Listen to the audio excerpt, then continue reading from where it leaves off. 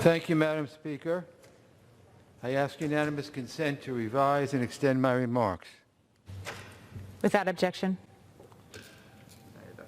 Madam Speaker, I would hope that anyone who has ever had the privilege to serve as a member of Congress leaves this place with a heart full of gratitude. After 32 years as a member of this body, I certainly feel that way. It's hard to believe that I've been elected for 16 terms, 32 years. I came here at age 41, not knowing exactly what to expect. And I learned a great deal in these 32 years. I send gratitude first and foremost to the people of the 16th District of New York for sending me here 16 times. It's been an honor to have had your trust and to be your voice here in the House. Gratitude to the thousands of people, Capitol Police, the Sergeant at Arms, the Congressional Research Service, the architect of the Capitol, the Office of the Attending Physician, Dr. Brian Monahan, and so many others. It takes a small army to keep Congress running, and you seldom get the recognition you've earned. Gratitude to my staff over the years. Let me acknowledge a few who have been with me for a long while. The staff director on the Foreign Affairs Committee, Jason Steinbaum, my chief of staff, Bill Weitz, and my administrative assistant here in Washington, Ned Michaelik. I'll submit for the record a full roster of my staff in the office of the 16th District and on the Committee on Foreign Affairs, with my profound thanks. And of course, gratitude to my fellow representatives. When I came here, I never could have imagined that I would get to be chairman of the House Foreign Affairs Committee. It's a committee that I followed for many years. It's a committee that I've always thought was prestigious. It's a committee that I thought was very important. And to be on that committee was a wonder for me, but to be the chair of that committee is just unbelievable. I especially want to thank the members of the New York delegation, past and present. We are a group as richly diverse as the great state we come from. I'm proud of the way we've stood together and stood up for New Yorkers, particularly in times of crisis and tragedy. The pandemic we're enduring now, Superstorm Sandy, the Great Recession, and of course, in the aftermath of the attacks of September 11th, 2001.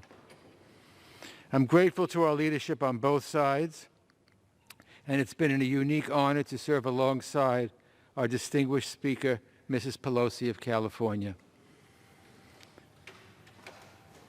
I've served alongside her for the entire length of my time in the House, and let me tell everybody,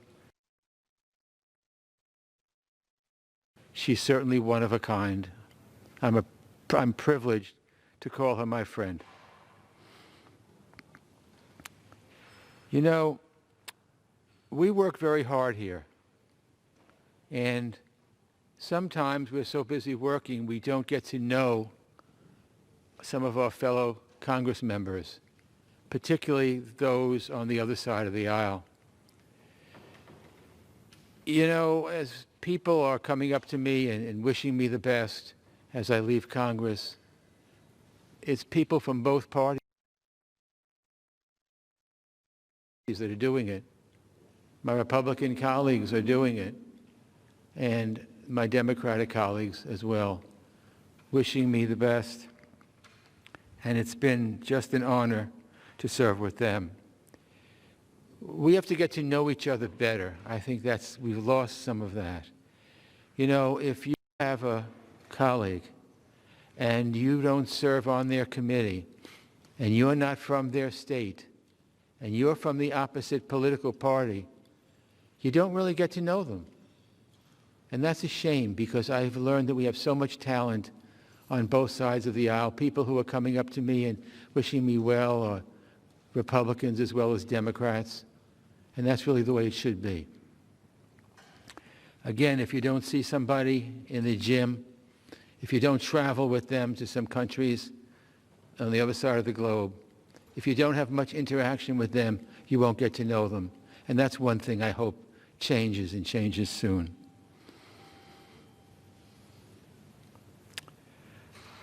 People have been stopping me here and wishing me well upon my retirement from Congress. And many, again, are from the other party, and I want to thank them, because it means a lot to me. I've tried to be bipartisan, not giving up what I believe and not pulling back from what I feel, but being bipartisan in that you can respect each other even if you don't agree on some of the issues. We're all here trying to do the same thing. We're all here trying to bring things home to our districts. We're here because we love America, and we're here because we're here with people who also love America.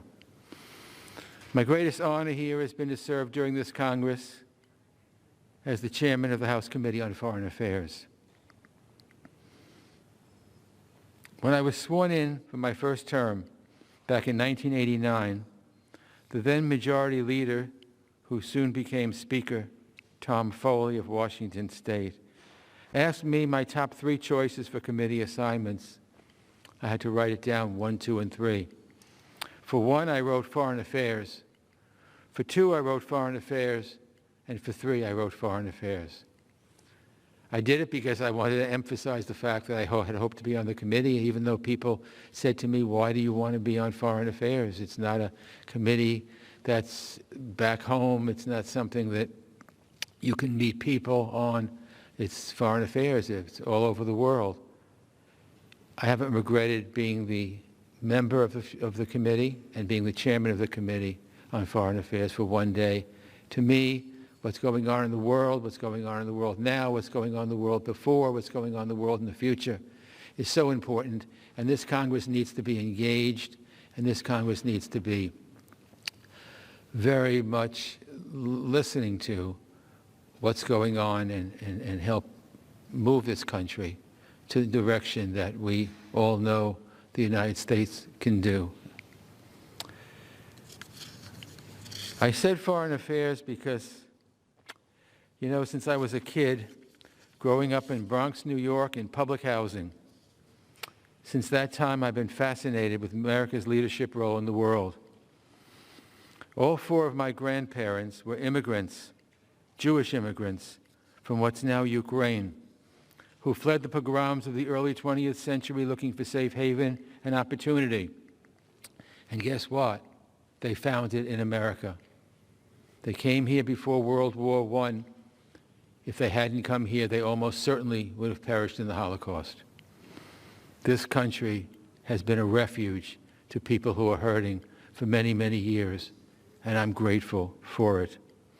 As a child of the Cold War, I remember learning about America as a beacon of freedom and democracy, standing opposed to an oppressive totalitarian ideology. My entire life has been an education in what a force for good America can be when we're at our best, in American values that support human rights and human dignity, in America's character of compassion and generosity. So, of course, as a public servant, I wanted to leave my mark on the way the United States conducts itself on the global stage. There are a few areas where I like to think I made a difference. I've always had a special place in my heart for the Balkans, and in particular, a country called Kosovo. There are many Kosovar Albanians in New York, and that's how I first got to know the community. A good friend of mine, Harry Bajraktari, is the one who introduced me to the community, and we've been doing work with the community and with the country of Kosovo ever since. I strongly supported the Clinton administration's intervention in the Balkans in 1999. We stopped genocide from happening again in Europe by doing that. That was NATO at its best. That was America at its best, stopping genocide. 1 million people were being thrown out of Kosovo and we stopped it. That was one of my proudest moments as a member of Congress. I remember talking with President Clinton and saying, we've got to help these people, we've got to help these people. And we did. We know in hindsight that it stopped the genocide. And since then, I've been a champion for Kosovo's sovereignty and independence. That country has made tremendous strides and is recognized by the United States, the UK, France, Germany, Japan, and so many other important nations. Some people call it Kosovo, others call it Kosovo. I call it Kosovo. The people there are very, very pro-American. And when you go there as an American, you can't help but feel how much they love this country and how grateful they are that we help them. We help them with their independence. I've been honored by that country to have had a highway named after me and a road named after me. And they even put me on a stamp, a postage stamp.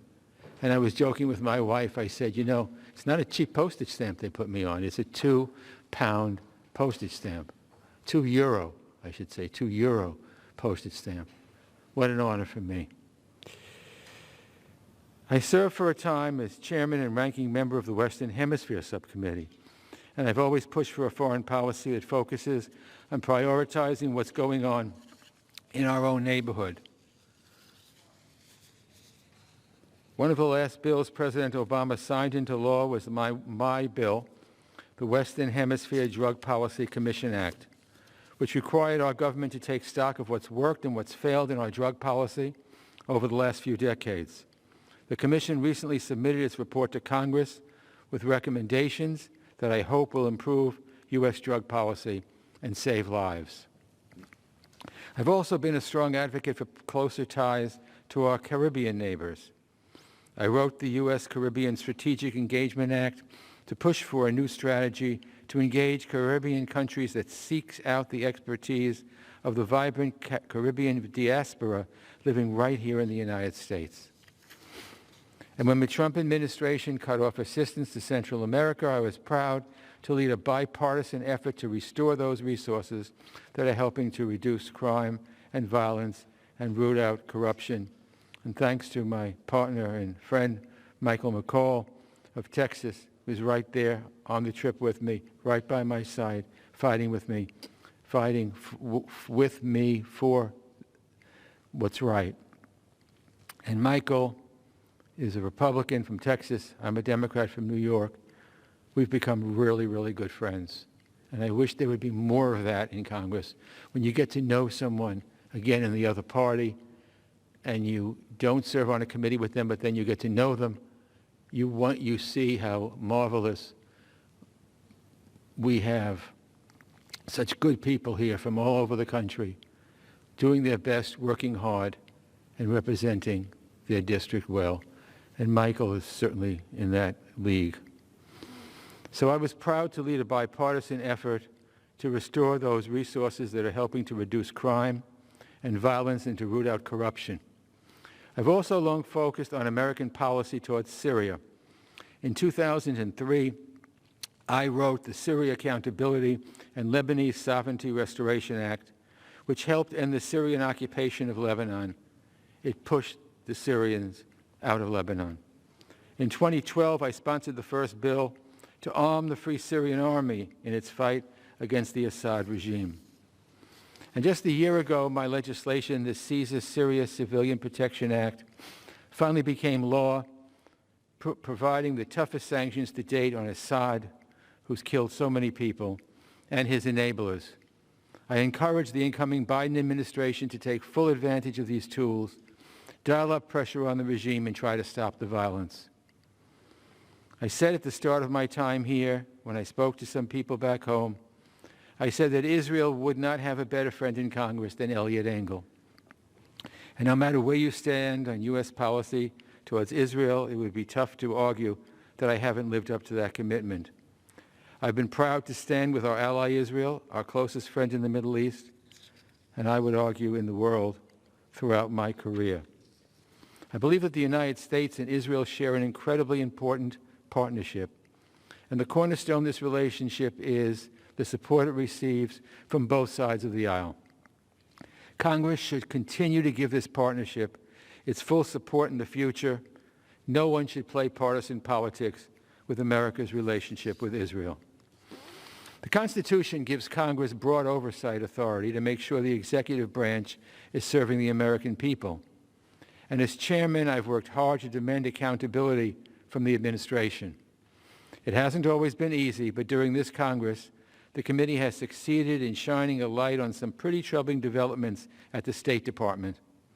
It's important that this work continue into the next Congress, even as the Trump administration ends and President-elect Biden takes office. After all, we don't conduct oversight just for the sake of conducting oversight. It shouldn't be used as a political tool. If existing laws and regulations aren't up to the task of preventing abuses and mismanagement, then we need to remedy these weaknesses. It's up to Congress to bend back the crooked branch. I'm confident that my successor, my friend from New York City, just like me, Gregory Meeks, will carry the committee's work forward with distinction.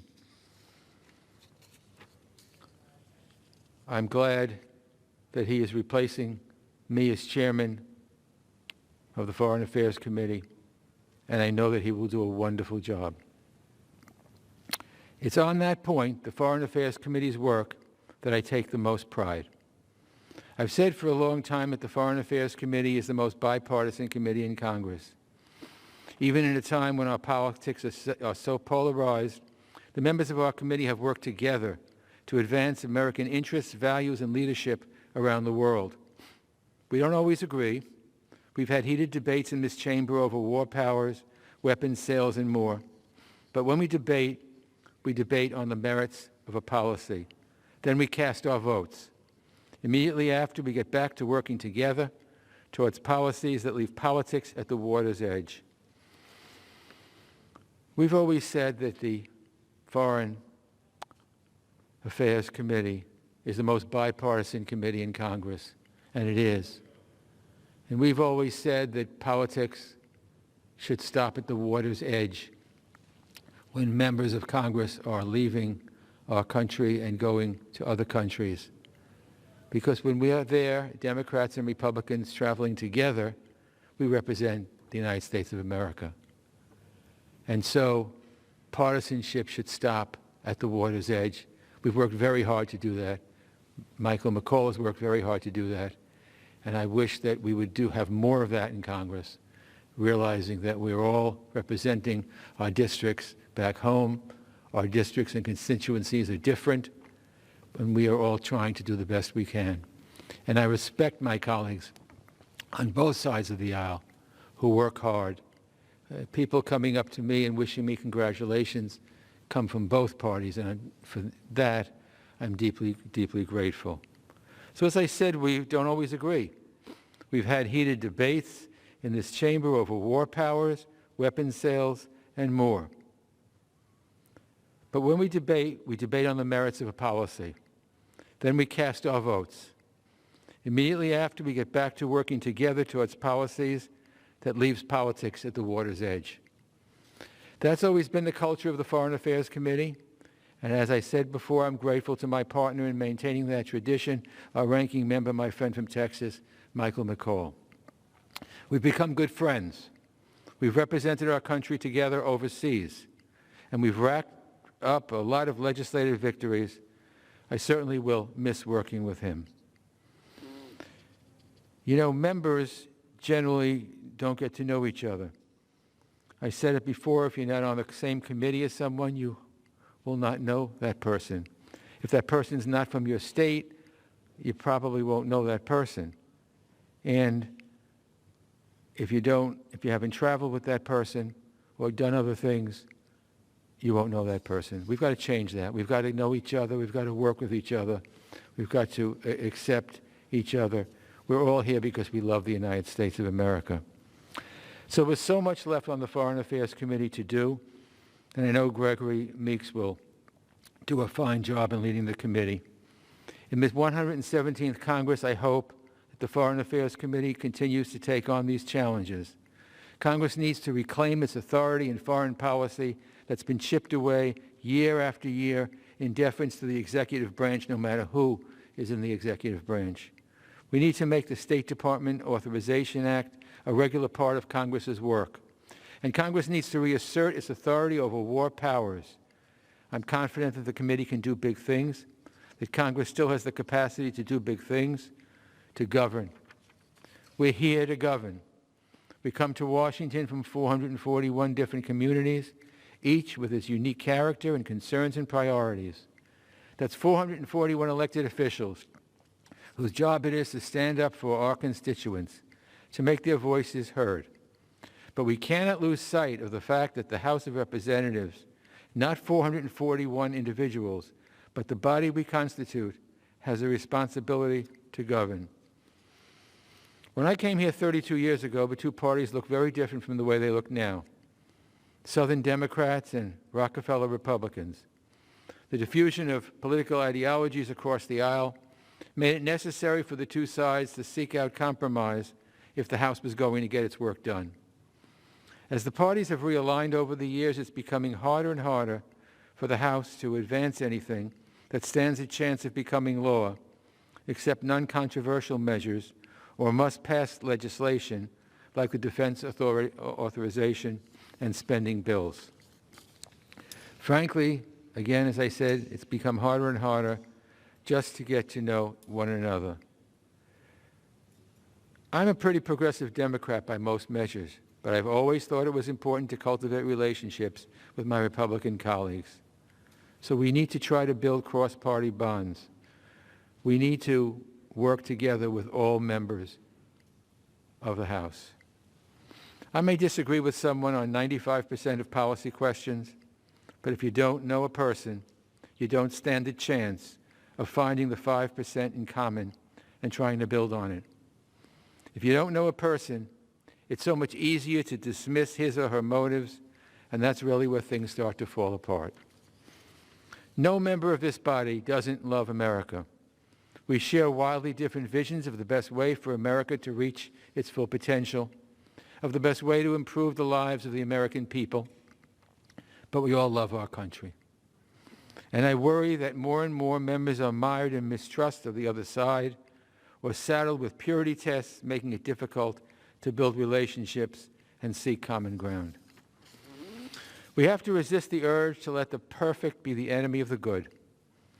This doesn't mean abandoning our principles or losing sight of our goals. It means acknowledging that progress in our political system takes time and perseverance. It means understanding that, as convinced as I might be that my view is the correct one, a big chunk of this body and of this country is likely to disagree. It means taking wins where we can get them, even if they're modest. Because when we accomplish even a little bit of good here, we haven't done so in service of an idea or a party. We've done it for the American people. That's what it means to govern, and we're here to govern. For example, I'm a proud member of the Medicare for All caucus. Going all the way back to my time in the State House in Albany, I've supported single-payer health care. I hope to see Medicare for all in my lifetime. But that hasn't stopped me over the last 3 decades from voting for legislation that I thought would move the needle in the right direction. I was never under the illusion that we would get there with one swing. But we did get the Children's Health Insurance Program. We did get the Affordable Care Act, which has made a difference in the lives of millions of Americans. It was real progress, which we're defending even today. It was also more than a decade ago, and our country still faces massive challenges when it comes to health care and a range of other issues. We owe it to the American people to try to govern, to try to work together, not to reflexively reject what the other side says, not root our entire agenda in trying to make political gains in the next election, not ignore facts and science and reality because political allegiances demand it. And yes, that means acknowledging the results of last month's election and supporting a smooth transfer of power next month when President-elect Biden takes office as President of the United States. The Constitution has given the American people this body, the House of Representatives. And in turn, the House has given our country the 13th Amendment, suffrage for women, Social Security and Medicare, the Civil Rights Act, the Voting Rights Act. They weren't easy victories, but if our predecessors in Congress hadn't tried, they would never have been victories at all. As we enter the dark winter of the pandemic, we know there's light at the end of the tunnel. Today in the United Kingdom and soon in the United States, the most vulnerable are being vaccinated against this deadly disease. That soon will happen here. But so much work remains before we can get back to normal. People are out of work, out of money, out of food, and the American people will look to this body to govern. I know in my heart that we can put the American people first and answer the call at this pivotal moment in our country's history. The future success of the American people depends on the success of the House in meeting this challenge. So I'll be rooting for all of you. It's been a pleasure being your colleague. It's been a pleasure working with you. It's been a pleasure watching how hard you work and what we do for the American people. Thank you for letting me be your colleague. Thank you for being so kind to me and my family. You know, when my son, who's now 34, my middle child, came to the House, when I was first elected, he was 2 years old. And my daughter was 7, and my other son wasn't, I'm told I have to put this back. My other son wasn't born yet. He used to point to the Capitol and used to say, "Capitol, Daddy works there," and we would all kind of laugh and think it was really, really cute. Well, today he's 34 years old, and my 3 children have grown up with Congress, with the House, and they know how much it means to me to be a member of this House, and how much it means to them to learn all the things that we've been doing for the past several years. I'll never forget this place. I hope to come back and visit several times. I'll never forget my colleagues and my friends. I'll never forget that I am fortunate, and we are fortunate, to be Americans, to love this country, to help move the country to policies that we think are best for the country and for the world. So I won't be a member here, but I certainly will continue to have many friends here, and will watch and see what this Congress does. We have some tremendously talented people. Again, I want to thank the Speaker, Nancy Pelosi, the Majority Leader, Steny Hoyer, and others as well who really have helped me and have been part and parcel of what I've done. Jim Clyburn, thank you as well. My colleagues,